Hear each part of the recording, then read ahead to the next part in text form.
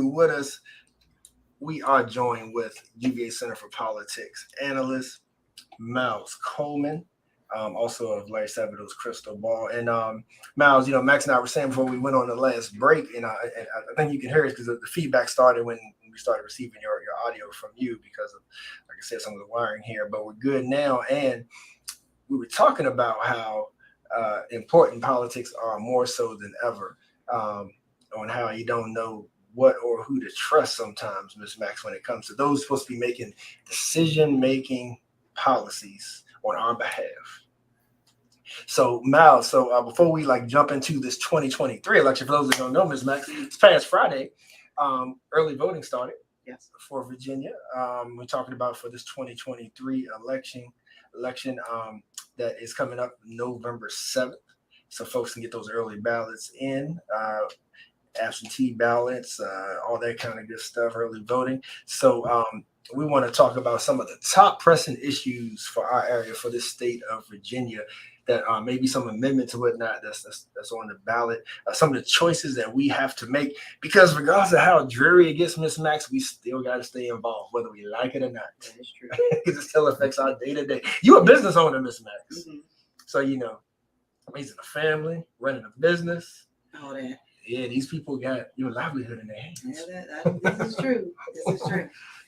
So, Miles, though, what have you been up to since we last chatted? What's been, the top of your mailbox?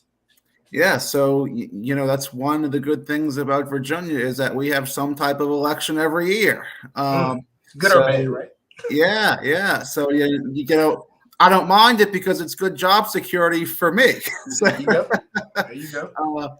But anyway, last we talked, I think, was coming off of the primaries, or around the time of the primaries. And, that was one of the kind of subplots of Virginia politics this year, because we passed an amendment in 2020 that established an independent redistricting commission. Redistricting basically got kicked to the state Supreme Court. It was not handled by politicians like it has been forever. And because of that, you had a lot of turnover in the primaries. Our Now, when you say, so I'm sorry, Mac, Miles, because I have to get you to elaborate right there for sake of conversation. So when you say redistrict, could some consider that some redlining, some gerrymandering going on, or was that a bipartisan redistricting? Oh, sure. So, basically how it's been going on in Virginia forever is redistricting has been handled basically just like any other legislative bill. In fact, after 2010, it's handled after every 10 years after the census. Okay. And after 2010, the Republicans controlled the state House of Delegates. The Democrats controlled the state Senate. And they kind of came to this deal where basically each chamber gerrymandered their maps and the other side signed off on it. So, you had a lot of these very jagged lines, very, very, very ugly maps. So we passed this measure in 2020 to establish this independent commission, basically made up of some legislators and some people from the public as well. It ended up going nowhere. They kind of got into fights over what criteria to use, that type of thing. So it got kicked to our state Supreme Court.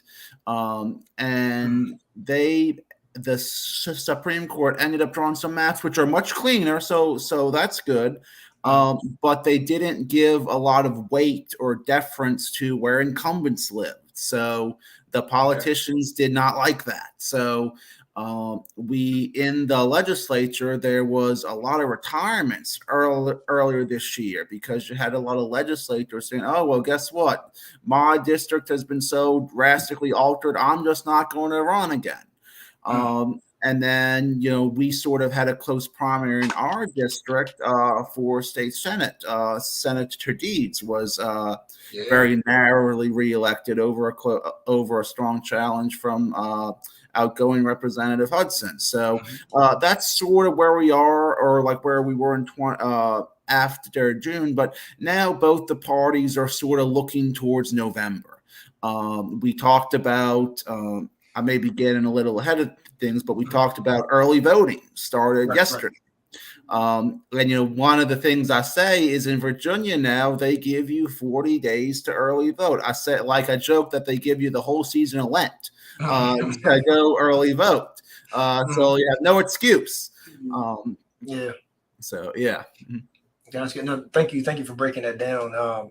And so this election season cycle with all the changes and whatnot, what seems to be sort of top agenda items that folks are campaigning on, whether that be we consider like our local district or whether we see statewide, pretty much, the things that you all have been covering there at the center, like going into this election, because we're full steam right now. Like what's some of the top issues that folks are seeming to be basing their votes on? Yeah, so I would say on the Republican side, they're sort of borrowing from Governor Youngkin's playbook in 2021. He talked a lot about parents' rights in education. Basically, if you go to the website of any candidate running in a competitive district, almost to a T, the Republicans will talk about how we need to empower parents or something to that effect. Whereas the Democrats will talk more generally about how, we need more funding for education. So that's something. What's been getting a lot of headlines is abortion rights.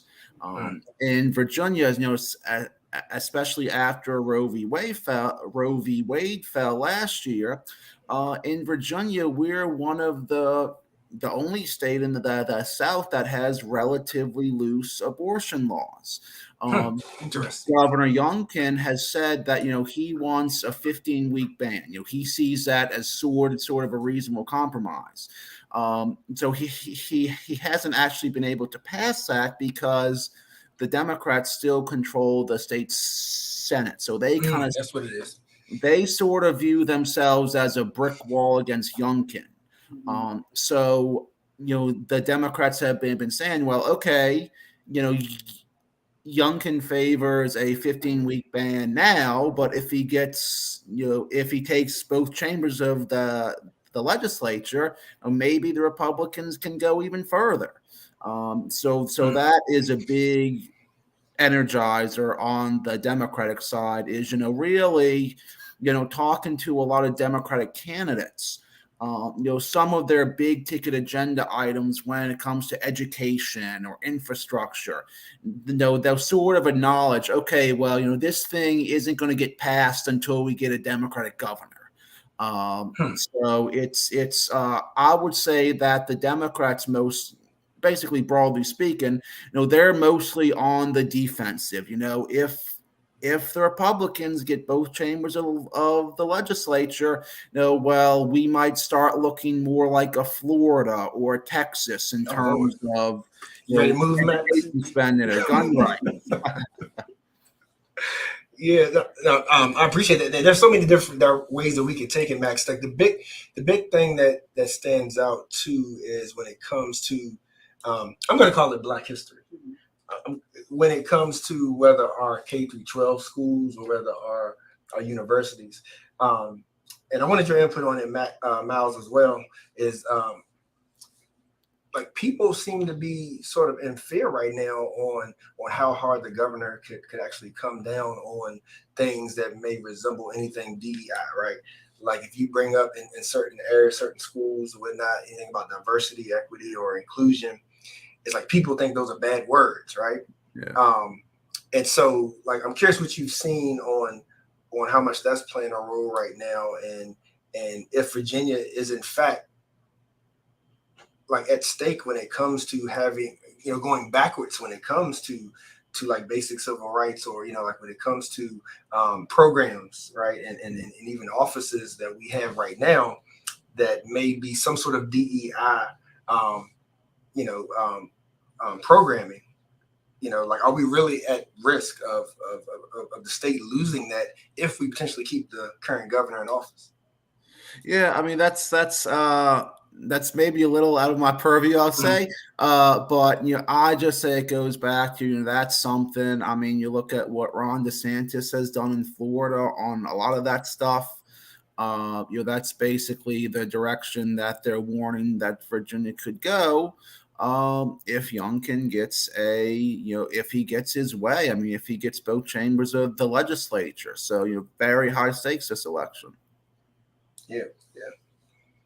And now, and the other issue, Max. Now, I'd love to hear you chime in on this a little bit too. Like that, our state government and our local officials, like when it comes to this, to the women's health debate, it still kind of blows my mind on how politicized like that has become within itself. Mm-hmm. When you talk about women's health, and it actually seems to me, Miles, like that a lot of people have sort of backtracked a little bit, and I think that's one reason why Virginia is a little more lenient than the other southern states is for the simple fact of, I think to just tie up all of women's health within abortion is quite unfair, actually.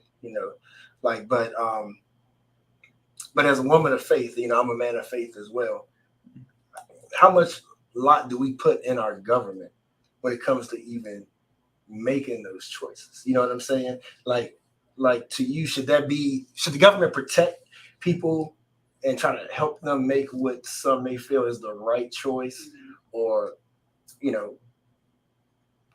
because they say that it's in lieu of protecting the unborn child, right? Right. But as a person of faith, and I'm gonna kick it to you, but I feel like that's when it comes to community and folks and the values being instilled, not government legislation. Mm-hmm. So you got me when you use like the phrase "the right choice," and I've said this on this show before, and I'll say it again whenever we talk about abortion rights. I do not believe in women, myself, being used as a pawn, if you will, in legislators making decisions based on their, effort to make a decision based on morals or values or what is right in the eyes of God. And I by and large kind of feel like that's the pawn that we're being used in. And I say that only because they make a lot of other decisions that affect each and every one of us, where morals and values and what's right in the eyes of God is not considered, in my opinion. And again, I don't think women, and I don't want to be used in their effort to do what is right, quote unquote, for whatever it does for the statute, political gain, control, what have you, right? I think that there needs to be local organizations, services, what have you, to be able to help work with women throughout these type of issues. I would agree with that. And that's it. It's pretty. It's just that simple with me. Just that simple. Yeah, I'll kind of say something very quickly here is, so before I started at UVA about 4 years ago, of course I tried to be as impartial as I can. I just look at basically what the data says. But before that, I used to be active with Democrats for Life of America, basically the largest group of pro-life Democrats. And, how we would always define ourselves is pro-life for the whole life, Right. We want women to choose life, but we also recognize that, okay, well, if they do, we need to give them more resources or more health care. So, it's just, I do agree with you that it's something that, all those nuances, it's really easy to lose them in the kind of back and forth politics we usually see on ads or what have you. Yeah, and that's just it. That's just it right there. Is church and state, I think, is something. It's a term that doesn't get brought up as much as it used to. Or Miles, you may hear it different, but just that term itself, because that's really, to me, what it boils down to is, wow, it's like, for one, like our laws, our country, they say was founded, you know, under God, quote unquote, whatever that may have meant, right? That may have meant, right? And so now I feel like that we've gotten to a point to where like the younger generations can kind of see through that, like, and it makes them question, like, so what God are we talking about? Like, is the economy our God? Is that, you know what I mean? Yeah. So we have those conversations, but to me, like, that's how I vote, and that's what I want our listeners to take away from this is for us to think rationally and to think through life and our situations, right? Because Miles said it perfectly. It's like pro-life for the whole life, right? So empowering and getting resources to people in their community for them to be able to live a prosperous life, right? And for them to just be able to have the liberty and the freedom to be able to pursue, happiness, as Jefferson said it, right? And like, but it's not enough to just be like, I'm gonna make you for the abortion, purpose of topic, make you have this child, when the reason that you were thinking about not having it is because of the situation that you're already in. So that I'm not going to help you for the whole life, but I'm going to make you have this life. You know what I mean? So yeah, so I just want our listeners to really think about, when they listen to these campaigns and they listen to the debates and they think about their choices, to make sure that it makes sense in the whole, right? Make sense in the whole, because I don't like when it doesn't matter if it's conservative or liberal. If a liberal comes at me and just be like, should be free to do whatever I want, it's a free country, blah, blah, blah. I'm like, but there's responsibility that comes with freedom, right? And then on the other hand, when a conservative comes to me and be like, well, based on what my Bible says, God wouldn't be pleased with doing such and such, right? And so when I look at voting, Max, I'm kind of like, we got to look at the whole and be like, all right, so when I vote, I should be voting for how the government is making life better for all individuals, right? Now, if I want to learn about the Bible, then I should be going to church. I should be talking to a Christian. I should be talking to Governor Youngkin to teach me scriptures. Right. You follow what I'm saying? You know what I mean? So I just want our listeners to kind of be mindful. Well, like this is something my dad says, who's a bit more liberal than I am. Like he'll say, like, it was kind of ironic that how when JFK was running in 1960, he had to go to great lengths to say that, I'm a Catholic, but, I'm not going to be controlled by the Pope or the Vatican. I mean, it seems like now these days, I mean, if you're a conservative Catholic and you want to go on the Supreme Court, that's front and center of your resume. That's, you kind of point to that. Oh, pick me. This is why. Yeah. Yeah, it's definitely changed. Times has changed. Like I said, it's almost like, the more things change, the more they stay the same. I like to be retro a lot, but it's, you can't fool the youth. That was an old reggae song. You can't fool the youth. Seems like we're constantly trying to choose between the two evils. Yes. Yeah, unfortunately. So we need a revolution, Miles. We're gonna need you to like to write some stories or like tell us who's the revolutionary candidate. Now I can put you on the spot like that. But Max, I keep mixing up my Max and Miles. I gotta get my vowels right, get my vowels together. But Miles, when you were talking, let's jump back a little bit. When you were talking about the redistricting and whatnot, when it comes to like polling and precincts and things like that, is there anything locally or any groups that are ushering that? Is this something that voters should be concerned about to pay extra attention this year?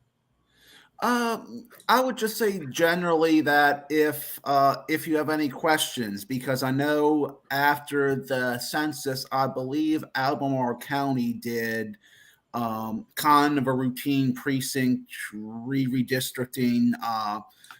So I think voters should have gotten a notification in the mail if they got in, if their precinct was changed. Mine was, I live in Pantops. I used to kind of vote closer to Pantops. Now I don't. I was like, oh, is this the right place?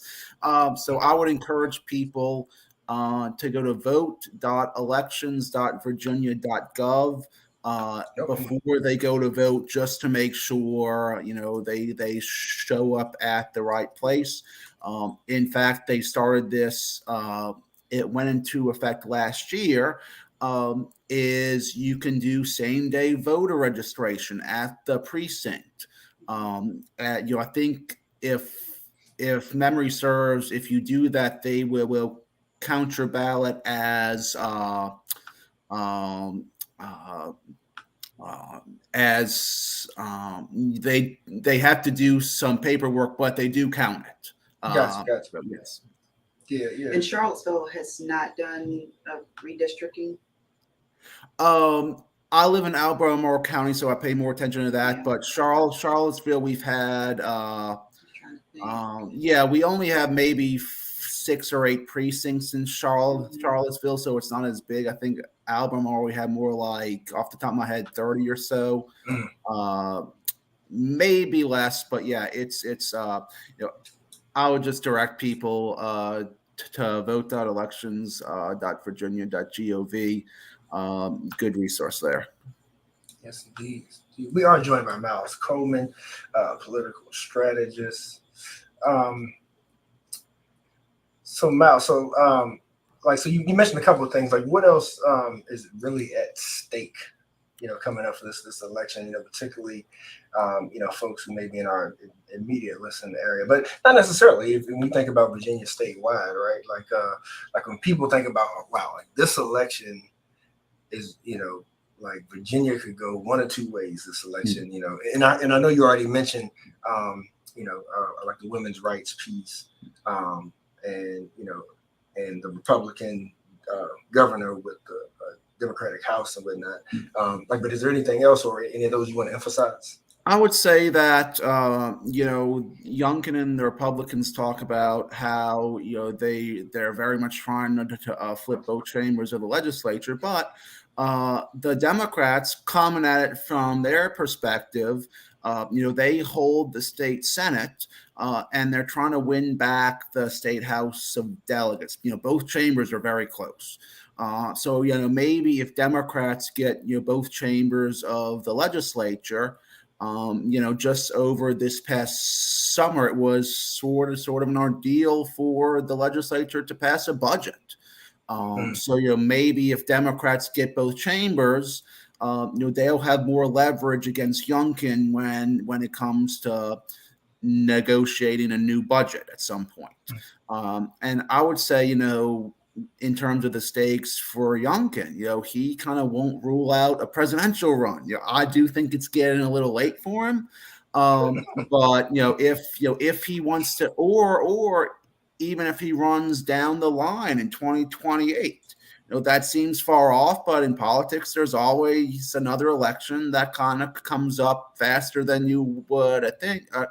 If Youngkin wants to have any sort of a legacy or kind of some conservative policies that he can point to if he ends up taking that plunge, he's going to want to have what we call a trifecta, both chambers of the legislature. So I would say those things as well. Yeah. I mean, I got to ask you, Miles, in your work, like, and try to be as honest and transparent, because I know like that you have a job to do to remain neutral, and I'm totally respectful of that. But just in like everyday conversations with folks, government seems to be like more out of order than ever. Like sides seem to be more self-serving than ever. Like so, so I kind of want your opinion as a citizen more so than a strategist on like what's your feelings about this? Like, where do you see us as a state? Like as a country, like when it comes to like any kind of moderation, because it's like nobody's moderate anymore, right? Like nobody's meeting in the middle anymore. Yeah, it is very unfortunate, and I kind of said earlier, I'm basically a moderate pro-life Democrat myself. Actually, my best friend is a pollster in my home state of Louisiana. He's like a Jeb Bush, John Kasich type of Republican. Wow. I think we get along so well because we're both politically homeless. Right. And I do think that in terms of I think it's definitely easier for the extremes to be heard in the media. But I think there are a lot of people sort of in the middle who are constantly having to pick between whatever the lesser of two evils is. I kind of joke that my basically whenever I go back to New Orleans, my extended family is conservative Italian Catholics, and they vote as you would expect. I kind of joke that when I'm talking with my friends, I look like Joe Manchin, but when I go back home, I'm like Elizabeth Warren or Bernie Sanders. That's how I look like, right? So it's just not, it is definitely frustrating how, in some senses, we seem to be like two different countries. Other than say the 4th of July, 9/11, there just don't seem to be a lot of things that hold us together, and I don't see that. I don't see what the easy solution is. That's why one of the things we try to focus on at the Center for Politics is civic education. I'll be talking to people, just about this stuff, and they'll be like, Miles, why are you so interested in politics? I'm like, they'll tell me, it's so nasty and mean. And well, I say, well, it's not going to change until we get good people in it. So, so that's what we try to do. We try to promote civic education, that type of thing. So that's, but yeah, it is. And I know that kind of looking forward to next year, I'm sure it's going to be a very nasty presidential election, and we're going to see a lot of that still. Yeah. Have we missed anything? Like, did we not discuss something that we should really be paying attention to for this upcoming election, Miles? I think that's basically it. What I'll emphasize too is that, I'd be very surprised if either chamber of the legislature isn't decided by more than a few seats. It's going to be very close. And it's one thing I'll point to is back in the primary. Charlottesville, Albemarle had, if you look at the early vote, we had one of the best turnouts, I think the best turnout in the whole Commonwealth. So I would like to see that again. I think that would be that would definitely be a good look for us. Yeah, I remember you mentioning that. Yeah, kudos to us on that. But it's the I remember a time, Max, where it's like if it was Republican leadership or Democratic leadership, it was like people just went on with their lives, right? You know what I mean? It was like, okay, yes. Kind of, like the votes, the legislation is going to sway kind of how it sways, but I still got to figure out how to live my life through it. I feel like we made a hard turn when sort of the stakes got up, you know what I mean? Like the ante got increased. And so it's almost like a natural evolution, right? Like I mentioned in some of the other facets of society and why we vote the way we vote, right? It's like we had to start getting more and more extreme, like to win, right? Like we had to drive more difference between, like one side from the other. Sure. I think that's a negative. Yeah. Well, like it's like one of my friends said, every election feels like it's existential, right? And it shouldn't, necessarily be like that. I sort of got involved in politics with 2008 and Obama, but a lot of people, and I'm a millennial, and a lot of Gen Z got involved because of the backlash over Trump, and they didn't like where he was taking our nation. So, yeah, definitely. Yeah. But the flip side to that, though, Miles and Max, is but then the argument is that you become status quo, and so that's not a good thing either. Meaning that we seem to be in a generation, to where like uprising is just in the DNA, and it's like to be moderate is almost to be status quo. It's like you want to be on the side of right and not on the side of wrong, and to sort of give in at all to some shows a sign of weakness, instead of us working together on our similarities. You know what I mean? Does that make sense? Like is status quo, is being moderate being status quo? Is that showing a weakness to give some to get some? You know what I mean? I feel like currently, Max, it's like you have folks who say, no, like this is the way it should be. And it's either side. I feel like both sides are doing that right now. I mean, I agree. I mean, I think that, of course, Miles can speak about it politically, but, as we kind of live in a world where right is wrong and wrong is right. So, Well, it's like, this is what Dr. Sabato says, it's almost like we live in a post-truth society where, yeah, that's it.